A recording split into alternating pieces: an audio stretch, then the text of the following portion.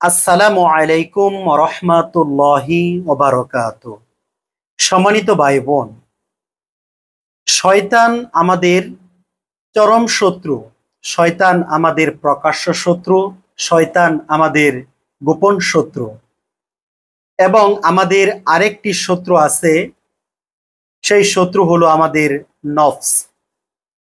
আমাদের নফসের ধোঁকায় অথবা শয়তানের কুমন্ত্রণায় আমরা দিন রাত 24 ঘন্টার মধ্যে অনেক সময় বিভিন্ন গুনাহের মধ্যে আমরা লিপ্ত হয়ে যাই। গুনাহ করলে মূলত কার ক্ষতি হয়? আমি যদি পাপ কাজে নিজেকে লিপ্ত রাখি তাহলে ক্ষতিটা কার হবে? অন্যের ক্ষতি হবে না।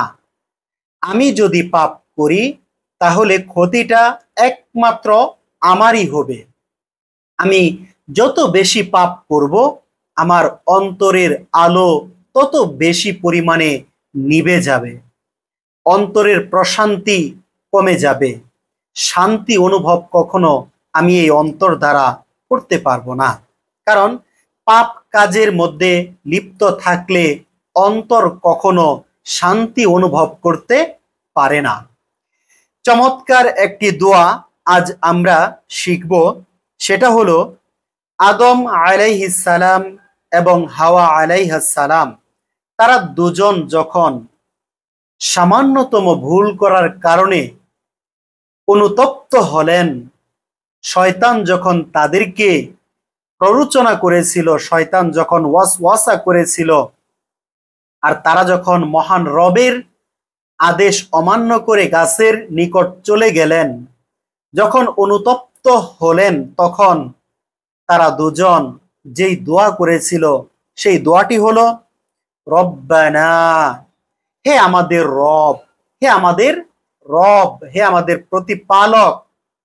এখানে চমৎকার দোয়ার অর্থ আসুন আমরা দেখে নেই যে রব্বানা, হে আমাদের রব, যালামনা, আমরা অবিচার করেছি, আমরা জুলুম করেছি, আমি নিজের উপর অত্যাচার করেছি।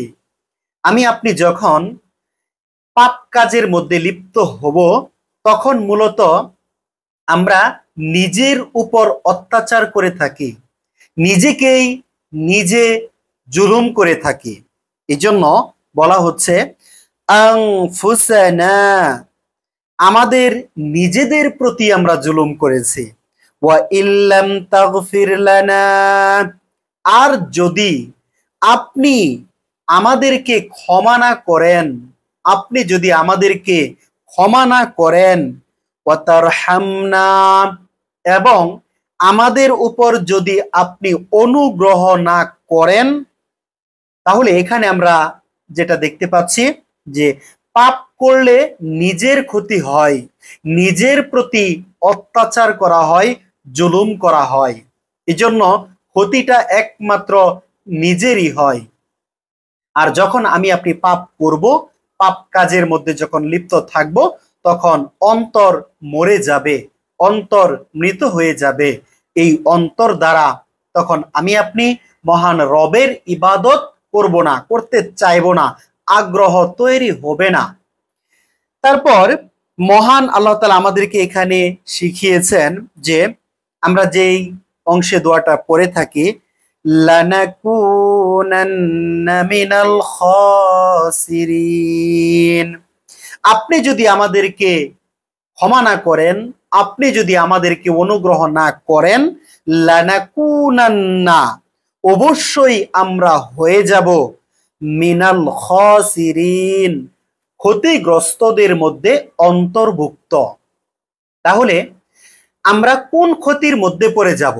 আমরা দুনিয়াবি ক্ষতির মধ্যে পড়ে যাব, চিরস্থায়ী যে ক্ষতি, জান্নাত জাহান্নামের সেই দিনে যেদিন ফয়সালা হবে, সেই পরকালের দিনের ক্ষতি আপনি পাপ কাজ করার মাধ্যমে করতেছি। আপনি যদি পাপ কাজের মধ্যে লিপ্ত থাকি তাহলে আমার দুনিয়াতে অকল্যাণ আসবে, দুনিয়াতে আমি কখনো শান্তি পাবো না, অন্তরের মধ্যে প্রশান্তি অনুভব করতে পারবো না। আমি দুনিয়াতে তো ক্ষতিগ্রস্ত হবই, আমি পরকালের জীবনেও ক্ষতিগ্রস্ত হয়ে যাব। এই জন্য বলা হচ্ছে, হে আল্লাহ, আপনি আমাকে যদি ক্ষমা না করেন, আপনি যদি আমাদের প্রতি অনুগ্রহ না করেন, তাহলে আমরা ক্ষতিগ্রস্তদের মধ্যে অন্তর্ভুক্ত হয়ে যাব। তাই সম্মানিত ভাই বোন, আসুন আমরা পাপ থেকে নিজেকে বাঁচাই। পাপ থেকে আমি আপনি যদি নিজেকে বাঁচাতে পারি, তাহলেই আমরা ইবাদতের মধ্যে স্বাদ অনুভব করতে পারবো। ইবাদতের যে একটা মজা, ইমানের যে একটা পাওয়ার, ইমানের যে একটা স্বাদ রয়েছে, সেই স্বাদ আমরা তখন ধীরে ধীরে অনুভব করতে পারবো।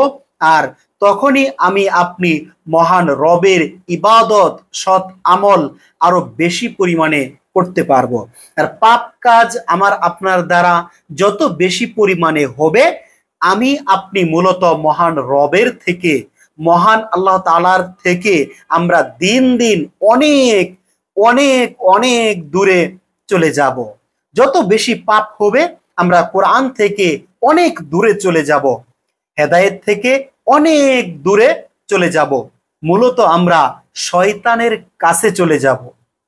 আর আমরা যদি পাপ থেকে বাঁচতে পারি, আমরা কোরআনের কাছে আসতে পারবো, কোরআনের অর্থগুলো তখন বুঝতে পারবো, কোরআন নিয়ে তখন গবেষণা করতে পারবো, দোয়াগুলো বেশি পরিমাণে করতে পারবো, আল্লাহ তাআলার কাছে সবচেয়ে বেশি পরিমাণে দোয়া করতে পারবো, চাইতে পারবো, পাপ থেকে বাঁচতে পারবো, ইচ্ছা জাগবে।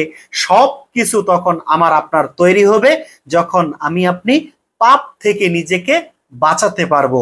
যখন আমি নিজের উপর জুলুম করব না, অত্যাচার করব না, তখনই আমি আপনি ইবাদতের মধ্যে স্বাদ অনুভব করতে পারবো।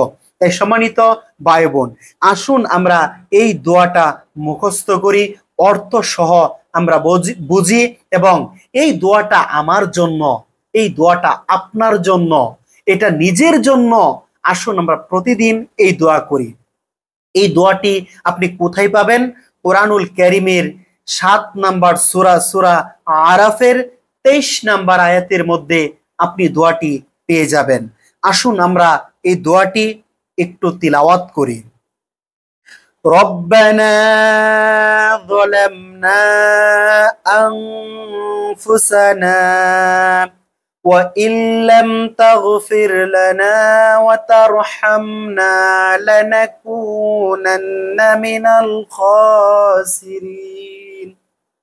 এই দোয়াটি আসুন আমরা এই দোয়া খুব সুন্দরভাবে নিজের জন্য করি, মহান রবের কাছে আমরা পাপ থেকে বাঁচার জন্য দোয়া করি এবং আপ্রাণ চেষ্টা করি মহান আল্লাহ তাআলা আমাদেরকে যাবতীয় অন্যায়, অশ্লীলতা থেকে, পাপ কাজ থেকে, গর্হিত অন্যায় কাজ থেকে, শয়তানের ওয়াসওয়াসা থেকে, শয়তানের কুমন্ত্রণা থেকে, নফসের ওয়াসওয়াসা, নফসের কুমন্ত্রণা থেকে মহান আল্লাহ তাআলা আমাদেরকে বাঁচান। আমিন ইয়া রব্বাল আলামিন।